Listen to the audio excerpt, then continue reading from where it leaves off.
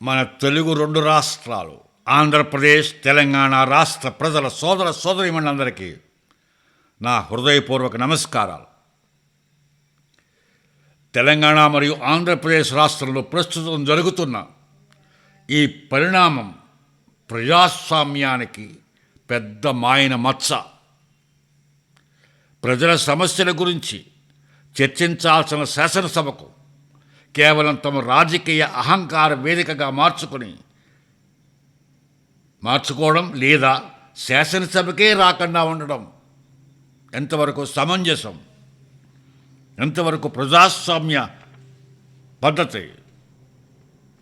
అసెంబ్లీకి రారు, జీతాల మాత్రం వదలరు. ప్రజల పక్షాన నిలబడవలసిన శాసనసభ్యులు శాసనసభకు హాజరు కాకుండా ప్రజల కట్టిన ట్యాక్స్ సొమ్మును జీతాలు మాత్రం తీసుకుంటున్నారు. ప్రతి నెల ప్రభుత్వ ఖర్చుతోటి సౌకర్యాలు అనుభవిస్తున్నారు, కార్లు ఉపయోగించుకుంటున్నారు, పర్క్స్ ఉపయోగించుకుంటున్నారు, ప్రివిలేజెస్ ఉపయోగించుకుంటున్నారు, అన్నీ ఉపయోగించుకుంటున్నారు. ఒక్క శాసనసభకు రావడం తప్ప. ఎందుకు పంపించారు మిమ్మల్ని శాసనసభకి? తమ సమస్యలు శాసనసభలో వినిపిస్తారు, తమ గొంతు అక్కడ వినిపిస్తారు అనే కదా మిమ్మల్ని పంపించింది. మరి మీరేం చేస్తున్నారు? మీరు శాసనసభ్యులుగా ప్రవర్తిస్తున్నారా? మీరు ఆ బాధ్యత మీరు మోస్తున్నారా? లేదు. ప్రజల సొమ్ముని జీతంగా తీసుకుంటున్నారు. శాసనసభకు హాజరు కాకుండా అంటే ఏంటి? చట్టబద్ధంగా ప్రజల సొమ్ముని దోపిడీ చేస్తున్నారు మీరు. It is legalised robbery. ఎంత నేరం ఇది! ప్రజలంతా మీ మీద పోలీసుల కేసులు పెట్టాలి. ఆ నియోజకవర్గ ప్రజలందరూ మీ మీద. మీరు శాసనసభకు వెళ్ళటం లేదు కాబట్టి మిమ్మల్ని మోసం చేస్తున్నారు దృష్టిలో మీ మీద ప్రజలు పోలీసు కేసులు పెట్టాలి. అసెంబ్లీలో గొంతు ఎత్తడానికి మీరు సరిపోరా? మరి ఎందుకు మిమ్మల్ని ఎన్నుకున్నట్టు ప్రజలు? పార్ట్ టైం వ్యాపార సంస్థగా మార్చారు ఆ అసెంబ్లీని మీరు.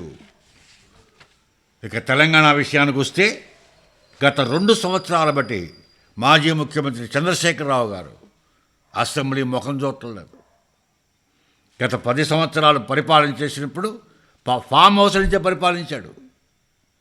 ఇప్పుడు ప్రతిపక్ష నేతగా ఫామ్ హౌస్ నుంచి పార్టీని నడిపిస్తున్నాడు. ఏంటిది? మరి ఎందుకు మిమ్మల్ని ఎన్నుకున్నట్టు? అసలు ప్రజాస్వామ్యం అంటే ఇదేనా? చంద్రశేఖర్, పెద్ద నీతులు చెప్తావు నువ్వు.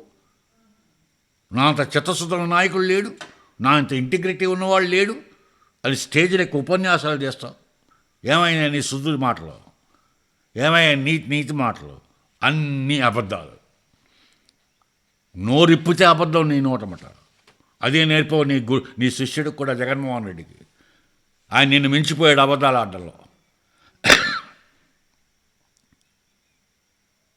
ఎందుకు అన్ని సంవత్సరాలు వచ్చాయి నీకు? శాసనసభ్యుడిగా నీ బాధ్యత ఏమిటో నీకు తెలీదా? జీతం తీసుకోవడం తెలుసా? సుమారు 66 లక్షల రూపాయలతో జీతం తీసుకున్నావు. ఇప్పటికి జీతం తీసుకోవడానికి డబ్బులు కావాలా నీకు? ప్రజల సొమ్ము కావాలా? కానీ ప్రజలు ఇచ్చిన బాధ్యత మాత్రం మోయవా? ఏం ప్రజాస్వామ్యం? ఏం నాయకుడివై నువ్వు? నిన్ను నమ్మారు ప్రజలు, మోసం చేసావు ప్రజల్ని. నీ మీద ప్రజలు, గజ్వేల్ ప్రజలు మీ మీద కేసు పెట్టాలి, పోలీస్ కేసు.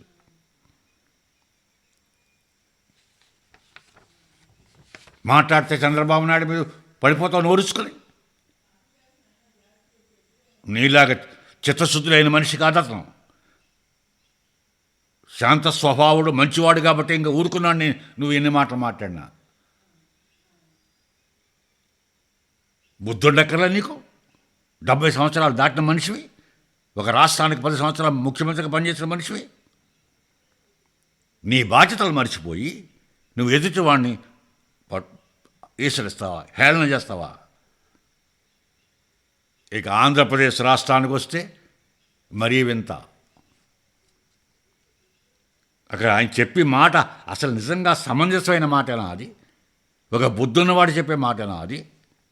నాకు ప్రతిపక్ష హోదా ఇస్తేనే నేను శాసనసభకు వస్తాను, లేకపోతే నేను రాను, నా పార్టీ సభ్యులు కూడా శాసనసభకు రారు.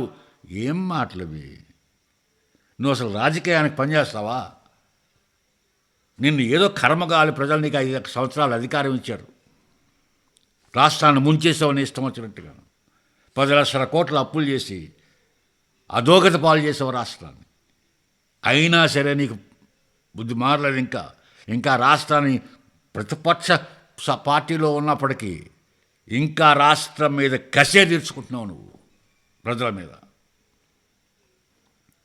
ఈవేళ ఎంత శుభదినం అండి ఈరోజు. భోగాపురం విమానాశ్రయానికి ట్రయల్ రన్గా ఒక ఫ్లైట్ వస్తే దాని మీద కూడా నీ విషయం చూపుతున్నావు నువ్వు. శుభాకాంక్షలు చెప్పవలసింది పోయి రాష్ట్రానికి నువ్వేదో ఓడబొడు చేసావు. నేను నా వల్లే భోగాపురం విమానాశ్రయం వచ్చిందని చెప్పుకుంటావు నువ్వు. అసలు నువ్వు ఎక్కడున్నావు భోగాపురం శంకుస్థాపన చేసినప్పుడు? ఆ వేళ నువ్వేమన్నావు? భోగాపురం విమానాశ్రయం ఎందుకు, నేను కోర్టుకి వెళ్ళినా ఆఫ్ చేస్తానని చెప్పావు నువ్వు కబుర్లు. పైగా అధికారంలోకి వచ్చినప్పుడు ఆ జీఎంఎస్ సంస్థ నుంచి 500 ఎకరాలు లాగేసుకున్నావు వాళ్ళ దగ్గర నుంచి. నువ్వా భోగాపురం విమానాశ్రయానికి కారణం? ఎన్ని అబద్ధాలు చెప్పడానికైనా మనసు ఎలా వస్తుంది నీకు? అసలు ఎలా వస్తుంది నీకు మనసు?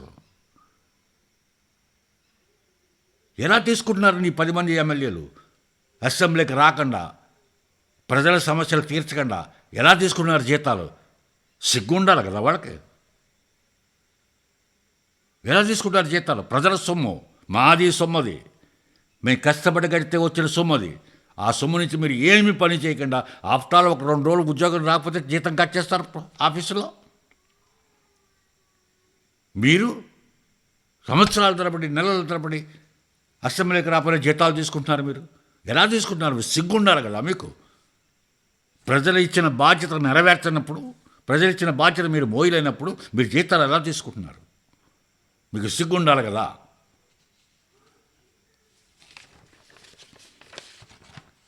అది కాకుండా ఆ సిగ్గు వదిలేసేసి డబ్బులు తీసుకుంటూ అనుభవిస్తూ సౌకర్యాలు, కార్లు, పర్క్స్, ప్రివిలేజెస్ అన్నీ అనుభవిస్తూ ఉంది కదా. ఖాళీగా కూర్చున్న వాడి బ్రెయిన్ డెవిల్స్ ప్యారడైజ్. దెయ్యాలు ఆ దెయ్యాలు చెప్పిన ఆలోచన మీ మనసు నిండిపోయింది. అందుకే బయటకు వచ్చి విషం చిమ్ముతున్నారు. విషమే చిమ్ముతున్నారు. రాయలసీమ ప్రాజెక్టు మీరు ఆఫ్ చేశారు. మిమ్మల్ని ఆఫ్ చేయమని చెప్పింది 2020లో central government and green tribunal also. Chandrababu Naidu మీద పడుతున్నారు. ఇప్పుడు ఎంత ఘోరంగా అబద్ధాలు ఆడతారండి. ఎవరు నేర్పారు మీకు? ఎక్కడ నేర్చుకున్నారు మీరు? మీకు ఎవరు నేర్పింది కాదు, స్వతహా మీరు రక్తంలో ఉన్న అబద్ధం. అంచెల అబద్ధం ఆడేటప్పుడు కూడా బ్రహ్మాండంగా ధైర్యంగా మాట్లాడతారు. అబద్ధం దానికి మెచ్చుకోవాలి మిమ్మల్ని. భోగాపురం మీరే కారణం. ఏంటిది? ఎవరు చేసి మీరే చేశారన్నీ. ఈ వేళ రాష్ట్రం అంతా ఇంత అభివృద్ధి ఇవన్నీ మీరు చేసినవే. మా లిక్కర్ స్కామ్లు ఏంటి, ఆ పరకామణి స్కామ్లు ఏంటి, ఆ ఇసుక స్కామ్లు ఏంటి, మైనింగ్ స్కామ్లు ఏంటి, ల్యాండ్ స్కామ్లు ఏంటి? మరి ఈ స్కామ్లన్నీ ఏమయ్యాయి మీ పరిపాలనలో? వాటికి ఎవరు సమాధానం చెప్తారు? ఆ పోలీస్ కేసుల గురించి ఎవరు చెప్తారు సమాధానాలు? ఆ బాంబే సినిమా యాక్టర్ మీద కేసులు ఎవరు చెప్తారు? మీ ఎమ్మెల్సీ చెప్పిన సుబ్రహ్మణ్యం రంపచోడవరం ఆయన గురించి ఎవరు చెప్తారు? డాక్టర్ సుధాకర్ సంగతి ఎవరు చెప్తారు? ఎన్నున్నాయండి ఇలా చెప్పుకుంటూ పోతే.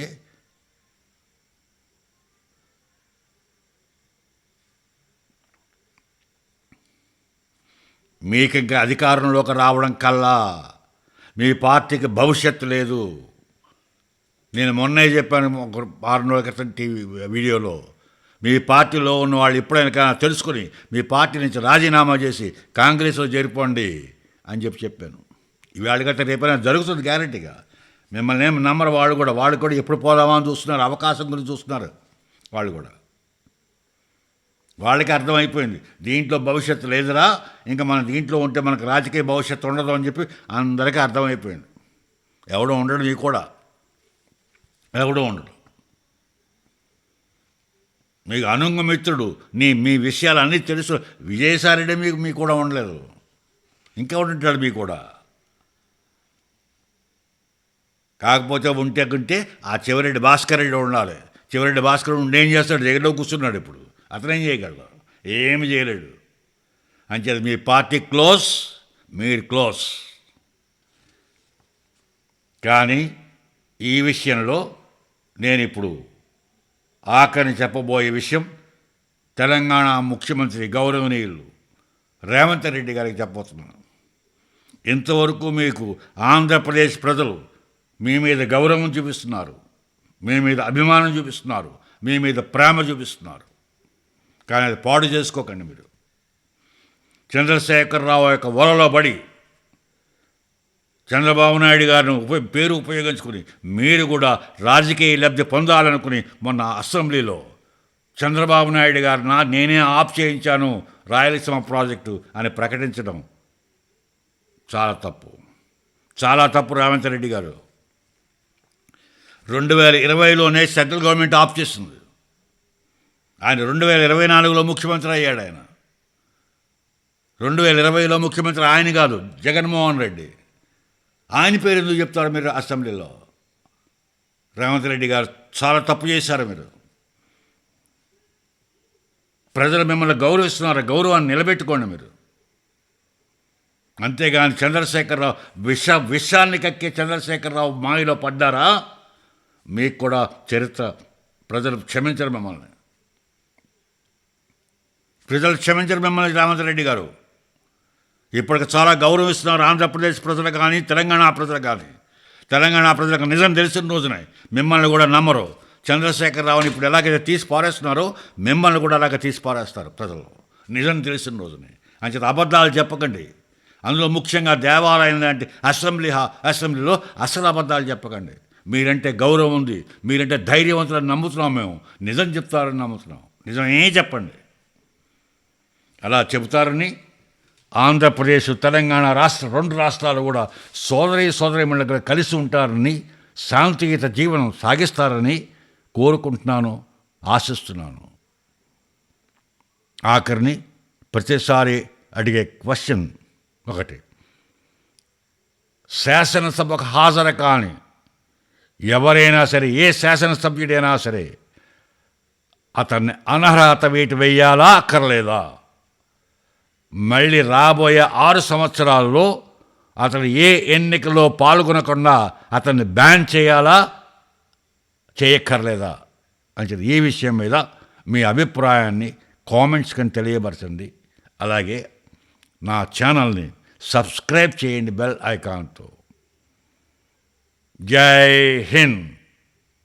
ఆఖరి ఇంకొక ముఖ్య విషయం, ప్రతి వీడియోలో చెప్పినట్టుగానే ఇప్పుడు ప్రతి గ్రామం, తెలంగాణ అవనివ్వండి, ఆంధ్రప్రదేశ్ అవనివ్వండి, ప్రతి గ్రామంలో యువత ఆ గ్రామం పేరున ఒక యూట్యూబ్ ఛానల్ ఓపెన్ చేయండి. ఆ గ్రామ సమస్యలని ప్రభుత్వం దృష్టికి యూట్యూబ్ ద్వారా తీసుకెళ్ళండి. అది బలంగా నిలబడుతుంది, దానికి సొల్యూషన్ దొరుకుతుంది. అంటే ప్రతి యువత ప్రతి గ్రామంలో ఒక యూట్యూబ్ ఛానల్ ఓపెన్ చేయండి. తెలంగాణ అవనివ్వండి, ఆంధ్రప్రదేశ్ అవనివ్వండి, 2 రాష్ట్రాల్లో ప్రతి గ్రామంలో గ్రామానికి పేరు మీద యూట్యూబ్ ఛానల్ ఓపెన్ చేయండి. చేస్తారని ఆశిస్తున్నాను, చేయాలని కోరుకుంటున్నాను. జై హింద్.